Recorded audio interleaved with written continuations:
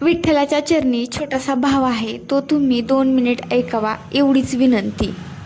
विठ्ठला, का रे द्वारकाधीश, तुला द्वारकेत म्हणे सोन्या चांदीच्या अलंकारांनी मडतात आणि पंढरपूरला मात्र एका तुळशी माळेचा हार गळ्यात घालून उभा आहेस. म्हणूनच की काय विठ्ठला, तू आम्हाला आमच्यातलाच कुणीतरी वाटतोस.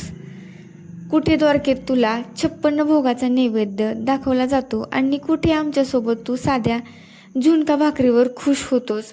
म्हणूनच की काय विठ्ठला, तू आम्हाला ना आमच्यातलाच वाटतोस. अरे कुठे सगळीकडे लांबून दर्शन देणारे ते देव आणि कुठे आमचा देव पांडुरंग, जो पायाला हात लावून डोकं टेकून देतोस. म्हणूनच की काय विठ्ठला, तू आम्हाला ना आमच्यातलाच कुणीतरी वाटतोस. बरं, दुसऱ्या कुठल्या देवस्थानाला जायचं म्हटलं तर पेहरावाकडेही ना विशेष लक्ष ठेवावं लागतं. पण तुझ्या दरबारात आमचं मळकं धोतर असो किंवा फाटकं लुगडं, तू आम्हाला स्वतःचाही चरणाशी कवटाळून धरतोस.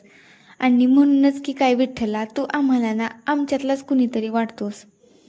लोक म्हणतात एवढा कुठे साधा देव असतो की काय, त्याला न सोन्या चांदीचं किंवा सोन्या नाण्याचं कुठलंच मोह नाही. बरं, कृष्ण म्हणावं तर तू भरजारी पितांबरही सुद्धा घालत नाही. पण या साध्या सावळ्या रूपाला आपले तुकोबा काय म्हणतात माहिती? सुंदर ते ध्यान उभे विटेवरी, राजस सुकुमार मदनाचा पुतळा.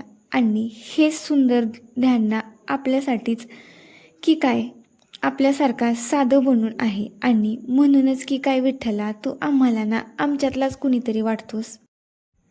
बरं, आम्ही द्वारका नाही केली किंवा वृंदावनलाही नाही गेलो, एवढंच काय अयोध्याही नाही बघितली, पण हे सावळ्या परब्रह्मा, तुझ्या दर्शनासाठी दरवर्षी 15-20 दिवस पायी चालत ऊन वारा पाऊस या सगळ्यांशी सामना करत तुझ्यापर्यंत येऊन पोचतो. कारण विठ्ठला, तू आम्हाला ना आमच्यातलाच कुणीतरी वाटतोस. म्हणूनच की काय विठ्ठला, तू आम्हाला ना आमच्यातलाच कुणीतरी वाटतोस.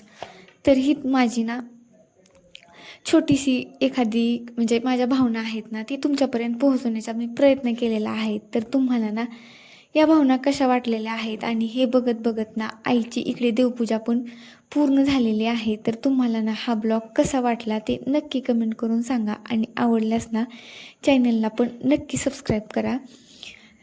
तर बाय बाय.